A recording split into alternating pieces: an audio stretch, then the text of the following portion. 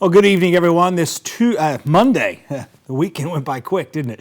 As far as the weather goes, it's been windy today. The showers are out of here. We had some isolated wind damage. It wasn't from thunderstorms. It's from these gradient winds coming through. And we're going to see a lot more wind over the coming days and a threat for severe weather. Very quiet tonight. And tomorrow is going to be really nice. Wednesday, before some thunderstorms may develop in the late afternoon, early evening hours, it's going to be pretty nice too. But we've got a 48 developing first alert for Wednesday and Thursday. Chelsea put that out yesterday evening for Thursday, but we're going to combine both of them. I think Thursday is a higher chance and probability of a first alert weather day, a higher threat for severe weather there. This is just a heads up. Wednesday, I think sometimes a lot of focus gets put on the main event being Thursday, and you kind of lose sight of Wednesday. We have a front coming in Wednesday, and this front's going to be the key to the severe weather threat Thursday. Could see mid-morning thunderstorms that become severe. So let's get into the details here. This is what you need to know. Tomorrow's going to be nice. Wednesday, most of the day will be nice too, just more clouds. If we get thunderstorms around 4 or 5 o'clock, chances are they would become severe. However, as we're going to go through here in just a second, it's possible that these severe thunderstorms may not develop because it may be too warm in the mid-levels of the atmosphere. Thursday, higher confidence of severe storms. Late morning and on into the overnight hours, flash flooding becomes a big problem. And, you know, we've looked back at a lot of these severe weather events, and they typically end with flash flooding. And when we get tornadoes and flash flooding, we get more problems there too. You get trees down sometimes, and that increases the threat for flooding in some of these creeks and streams. Now here's a look as we go through Friday morning. The storms should be moving through roughly between 3 a.m. and 8 or 9 o'clock in the morning, and then out of here.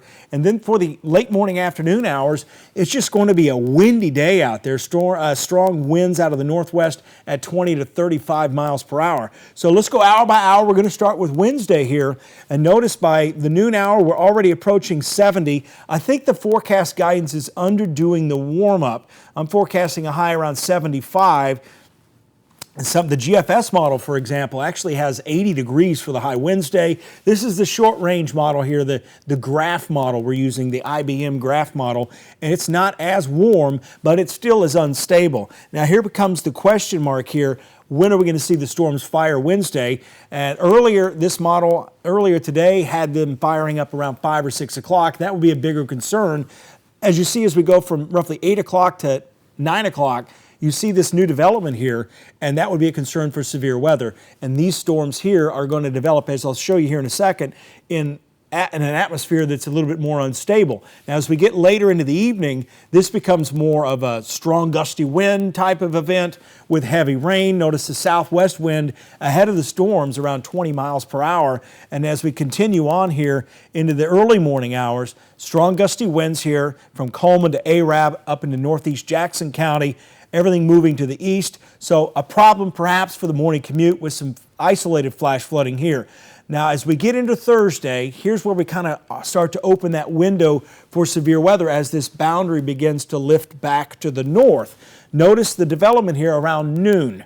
That's what we're going to be concerned with as early as, say, late morning. So multiple rounds, perhaps, of severe weather Thursday. We're just getting into the short-range weather models, and those are the ones that have the higher resolution, so we're going to start looking at these a little bit closer. Notice Wednesday around 5 o'clock, a lot of instability out here. However, if it's too warm, like the last storm system we had, it was too warm in the upper levels of the atmosphere for thunderstorms that start going up to continue going up. So they start going up and then they just stop. So if the atmosphere cools off, we could see some problems out there. And notice around 8:40, what I just showed you earlier, some development there along the state line. But also notice as we go late into the evening, we lose that instability.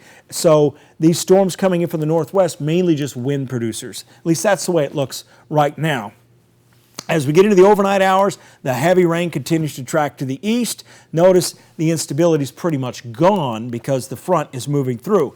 Now, notice what happens here during the morning hours. This is just before sunrise, or right around sunrise. Thursday, we start to see that instability, that red area, developing, and that is rapidly going to move northeast. And as it does so, some of these strong storms may fire up and become severe. So that would be a concern as we approach the lunch hour. So again, this is model guidance. This will change a bit, and we're still not, we're basically at the point where the high resolution data we want to look at only goes to the noon hour. Now every 3 hours, we'll get a new set of data in for that. So again, over the next 4 days, stay weather alert, late Wednesday into Thursday. Friday is just a morning event, and the weekend is looking pretty good. We'll continue to keep you up to date here.